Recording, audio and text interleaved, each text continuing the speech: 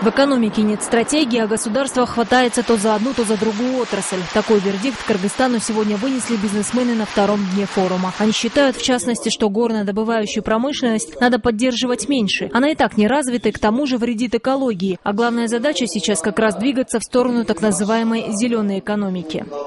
Кыргызстану нет смысла заниматься космическими технологиями, необходимо заниматься тем, в чем исторические и природно-климатические предпосылки позволяют Кыргызстану быть конкурентоспособным. Но это в первую очередь сельское хозяйство, туризм, энергетика и перерабатывающий сектор. Именно в зеленой, чистой экономике уже есть успехи, больше всего в строительстве и в сфере услуг. Также местные бизнесмены успешно продвигают теперь и на мировом рынке национальные бренды. Войлочную одежду, игрушки, ковры, национальные напитки Кумыс, Максим. Их охотно покупают в России и Казахстане.